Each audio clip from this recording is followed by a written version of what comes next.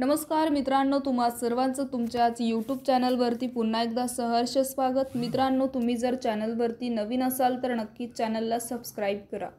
सरपंच संतोष देशमुख यांच्या हत्येमुळे बीड जिल्ह्यासह संपूर्ण महाराष्ट्रात वातावरण ढवळून निघालंय।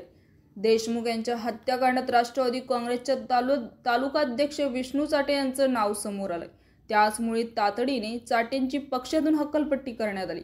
तसेच देशमुख हत्या आणि खडणी प्रकरणातील आरोपी वाल्मिक कराडचे मंत्री धनंजय मुंडे यांचा राष्ट्रवादीशी संबंध आहे। त्याचमुळे आता राष्ट्रवादी काँग्रेसचे अजित पवार गटाचे प्रदेशाध्यक्ष सुनील तटकरे यांनी मोठा निर्णय घेतलाय। सुनील तटकरे यांनी बीड जिल्ह्यातील कार्यकारी बरखास्त केला आहे। तर बीड राष्ट्रवादी काँग्रेसचे जिल्हाध्यक्ष राजेश्वर चव्हाण यांना यापुढे चारित्र्याची पडताळणी करूनच नेमून कराव्यात अशा सूचनाही देण्यात आल्या। जिल्हा कार्यकारिणी बरखास्त करणे हा धनंजय मुंडेंसाठी मोठा धक्का मानला जात आहे। तर जिल्हाध्यक्ष आणि तालुकाध्यक्षांची निवड ही होईपर्यंत जिल्हाध्यक्ष म्हणून राजेश्वर हेच काम पाहतील असंही राष्ट्रवादी काँग्रेस पक्षाकडून कळवण्यात आलंय।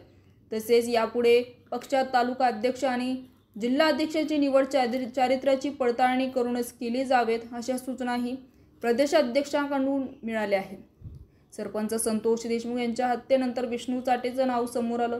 धनंजय मुंडे यांचे निकटवर्ती असलेल्या वाल्मिक कराडवर सुद्धा हत्याकांडावरून आरोप केला जात आहे। धनंजय मुंडे यांच्या भोवती सुद्धा संशयाचे धागेदोरे गुंडाळत आहे। त्याचमुळे सत्ताधारी आणि विरोध पक्ष देखील काही आमदारांकडून धनंजय मुंडे यांच्या राजीनाम्याची मागणी केली जात आहे।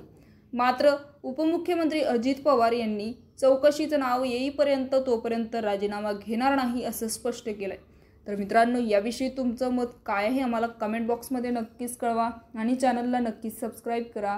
तुर्तास धन्यवाद। जय महाराष्ट्र।